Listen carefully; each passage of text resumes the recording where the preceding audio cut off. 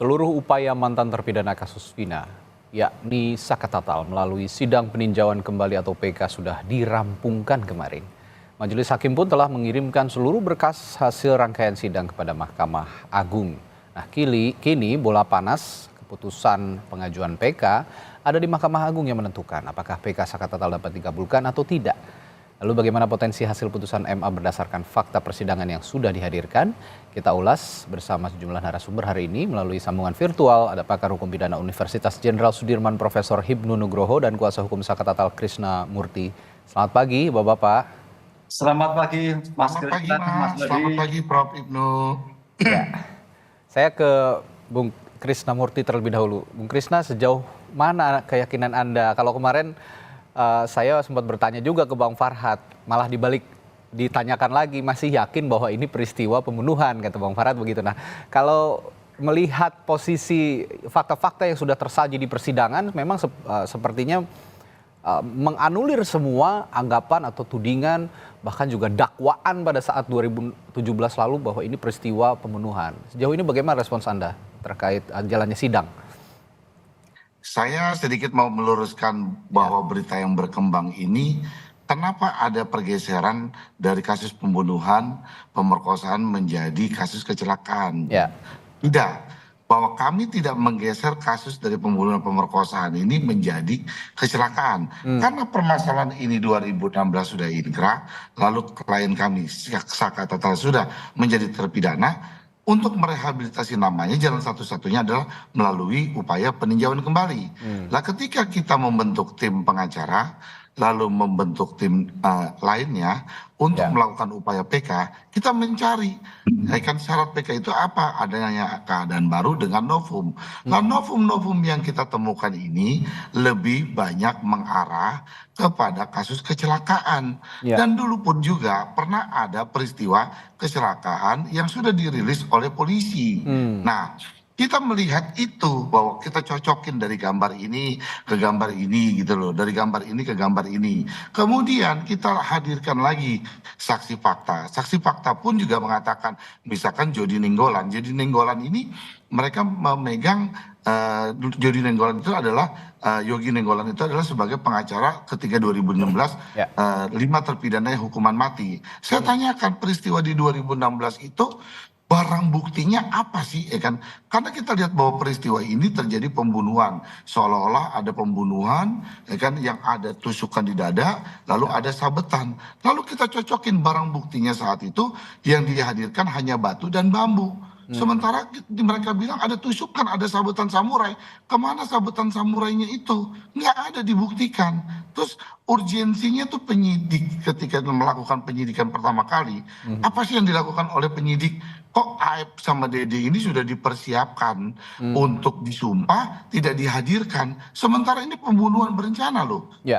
Lalu kalau kami tanyakan nama Yogi Nenggolan, intelektual dadernya itu siapa? Kalau ini terjadi peristiwa pembunuhan, mereka bilang nggak ngerti. Kan intelektual dadernya adalah Peggy Setiawan. Sementara Peggy Setiawan itu Peggy, Andi, dan lain-lainnya yang 3 DPO itu kan mereka menjadi 3 DPO. Kalau intelektualnya Peggy kan harus ditangkap dulu intelektual dadernya. Jangan tiba-tiba langsung menangkap Saka Tatal. Nah, ini kan banyak ketidaksinkronan, ketidaksesuaian ketika sidang 2016. Lalu kami tanyakan lagi Liga Akbar, ya kan, dia menjadi saksi yang diarahkan oleh Rudiana. Kemudian kemarin kami hadirkan di dalam saksi ahli kami Pak Sisno, kan kami tanyakan juga karena keterbatasan kami tentang polisi itu seperti apa SOP-nya. Pak, apa Bapak benar, kita bilang, selama 35 tahun menjadi polisi dan mantan kabar reskrim, diperbolehkan tidak kan seorang kanit narkoba di unit lain adanya kasus pembunuhan, dia membawa, dia menginterogasi, lalu dia membuat laporan, lalu kan dia yang menangkap nih, saya bilang. Nah, ini diperbolehkan tidak? Ya tidak boleh, jelas itu adalah unit ini.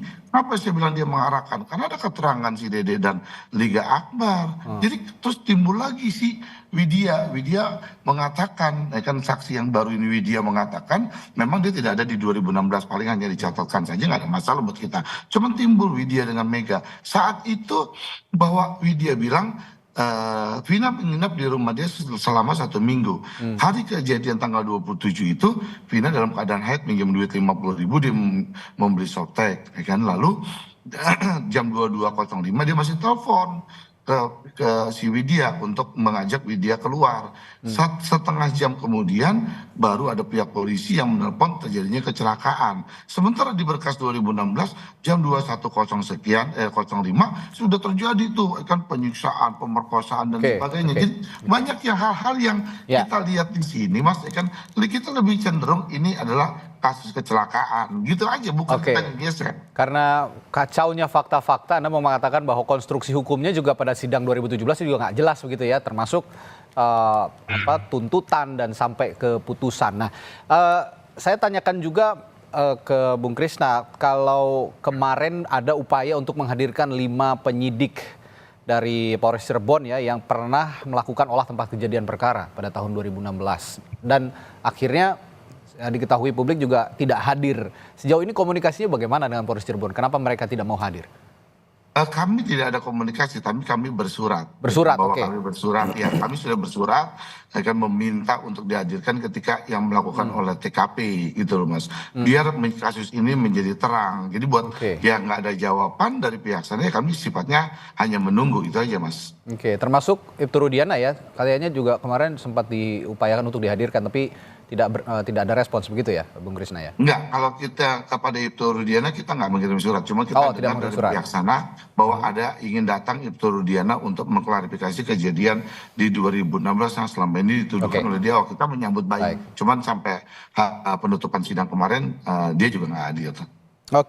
Saya ke Prof. Hipnu. Prof. Hipnu, kalau kemarin salah satu ahli memberikan keterangannya sesuai dengan keahliannya, ini dari dokter forensik ya, Pak Budi, menilai bahwa putusan pengadilan 8 tahun lalu itu minim bukti ilmiah.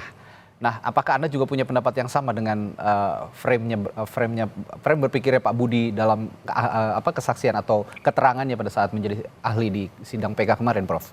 Ya, kita harus berpikir kapan diperlukan bukti ilmiah. Bukti ilmiah diperlukan ketika ada suatu keraguan.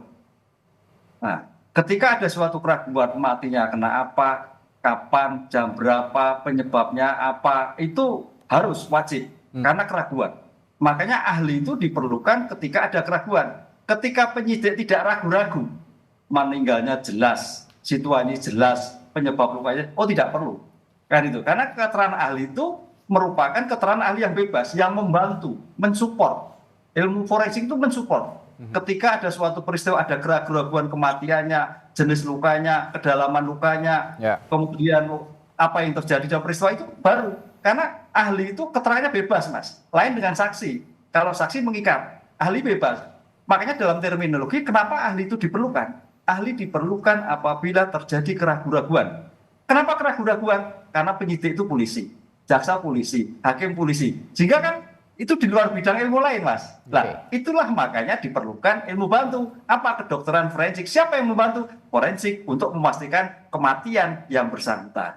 Di sini harus clear. Dalam suatu alat bukti saksi ahli itu diperlukan ketika ada suatu keraguan. Ketika tidak ada keraguan, ya sudah. Pertanyaannya, apakah pada waktu itu ragu-ragu atau tidak? Ini yang harus kita lihat. Kalau ketika itu tidak ragu-ragu penyebab kematiannya dan sebagainya, ya saya kira tidak perlu. Ya, ini yang jadi sorotan juga kemarin kan banyak sekali kesaksian ya, banyak sekali kesaksian dari saksi fakta yang dihadirkan oleh pemohon. Ada temannya Vina, temannya Eki, lalu juga orang yang pernah melihat kejadian, yang disebut pernah melihat kejadian yang diklaim sebagai pembunuhan, begitu kira. Sampai ahli-ahli yang dihadirkan. Nah, dari sederet saksi fakta, ahli, Anda melihat ini bisa secara absolut membantu Saka Tatal dalam upayanya mengajukan PK ini?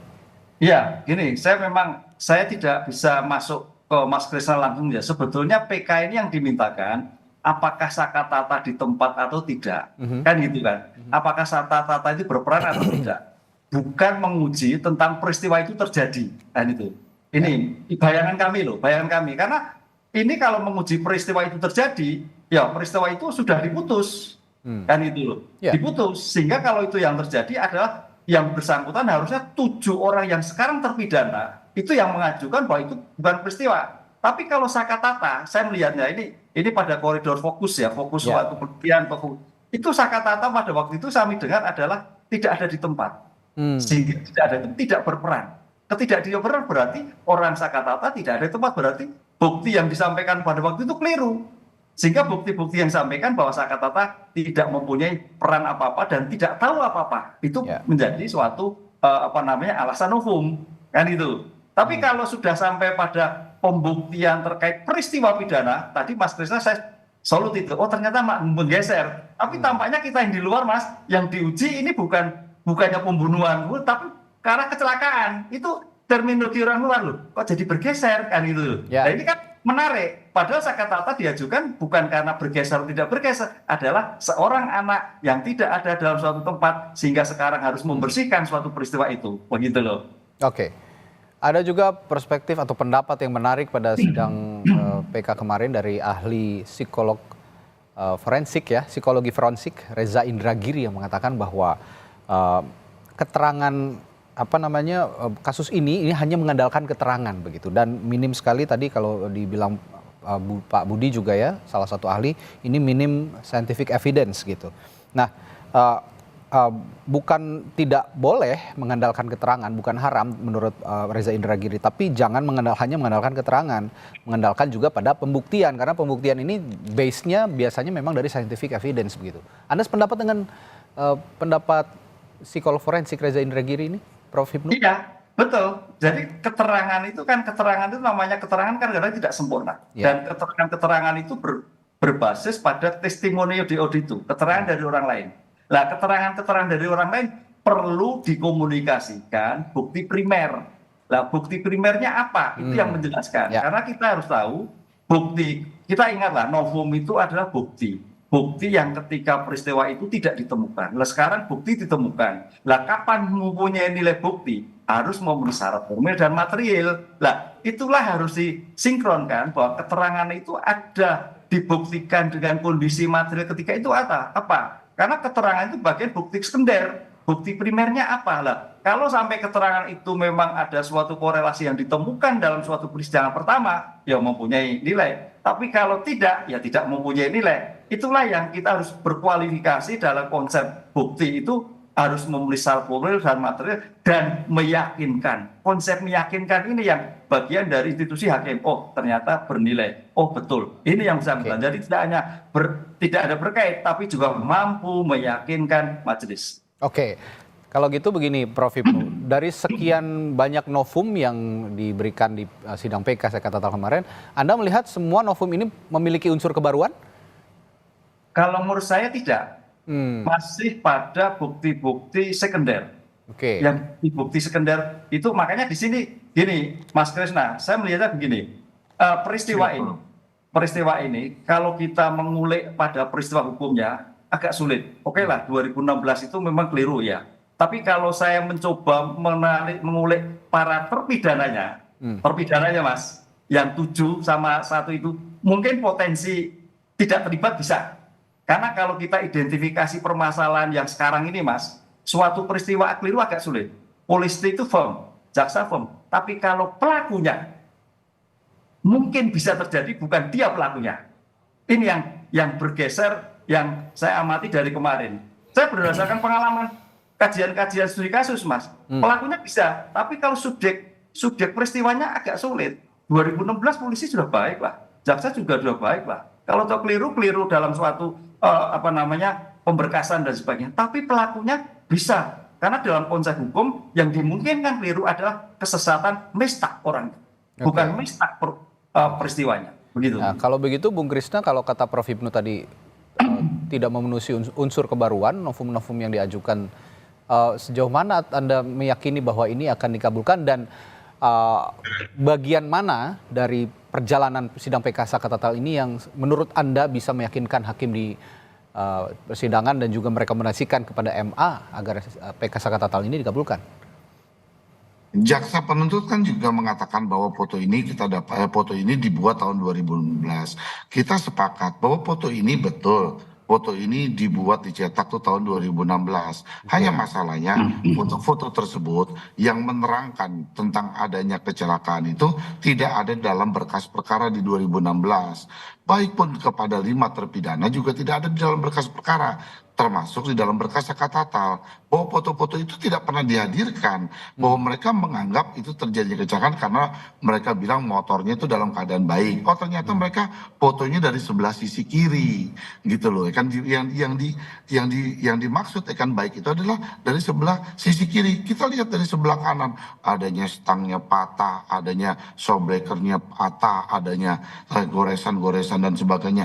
Motornya itu rusak di sebelah kanan. Lalu posisinya korban pun juga kita cocokkan, lengannya patah, terus ada sayatan, terus seperti kayak ketarik aspal. Itu posisinya di sebelah kanan. Makanya kami tunjukkan bahwa itu adalah novum bukti baru. Permasalahannya 2016 ini terjadi kan berdasarkan seluruh dari keterangan-keterangan. Tidak ada saksi mata yang melihat adanya pembunuhan dengan pemerkosaan. Tidak ada tes DNA, tidak ada sidik jari, tidak ada CCTV dibuka, tidak ada saksi yang pertama melihat kejadian, hanya pengejaran motor Dede dan Aib tidak dihadirkan. Siapa sih yang yakin bahwa terjadinya adanya pembunuhan dengan pemerkosaan? Siapa? Sekarang kami tanya, coba 2 alat bukti apa sih yang mereka bisa tunjukkan bahwa ini terjadi pemerkosaan? Lalu kan buktinya apa? Hanya bambu, kan barang buktinya bambu dengan batu. Sementara mereka bilang ada luka tusukan dengan samurai. Ayo coba kita tanya sekali lagi, 2 alat bukti apa yang meyakinkan bahwa ini terjadi pembunuhan dengan pemerkosaan? Nah kami tanya, ketika sidang Mukhtar, yang Mukhtar itu sebagai lawyernya Peggy, mereka menjadi saksi kami juga. Kami tanya, apa yang terjadi? Memang ya kan terhadap Peggy itu, ya kan terhadap pra peradilannya Peggy, lalu mereka mengarah kepada pertanyaan-pertanyaan. Polisi pun juga menurut Mukhtar tidak dapat membuktikan. Bukti apa yang terjadi pemerkosaan dengan pembunuhan? Tidak ada bukti, kata Mukhtar, di dalam peradilannya Peggy. Jadi kami yakin bahwa ini bukti-bukti novum kami adalah kecelakaan. Jadi kami buat di dalam memori PK kami adalah terkait kecelakaan. Itu aja coba masalahnya, Mas. Oke, jadi novum yang Anda yakini ini adalah memenuhi unsur kebaruan adalah bahwa meyakinkan hakim bahwa ini peristiwa kecelakaan, begitu ya, bukan pembunuhan. Oke, nah ini menarik juga karena selain Sakatatal yang menanti putusan dari Mahkamah Agung terkait dikabulkan atau ditolaknya sidang PK ini, ada juga 7 terpidana yang sepertinya masih mengintip juga, sedang mengintip juga dan berupaya juga untuk mengajukan hal yang sama, mengajukan PK. Nah, apakah ada komunikasi Anda juga dengan kuasa hukum atau pihak dari 7 terpidana lainnya, Bung Christian? Tapi jangan dijawab dulu, nanti saya akan tanyakan pada Anda setelah jeda di Sapa Indonesia Pagi.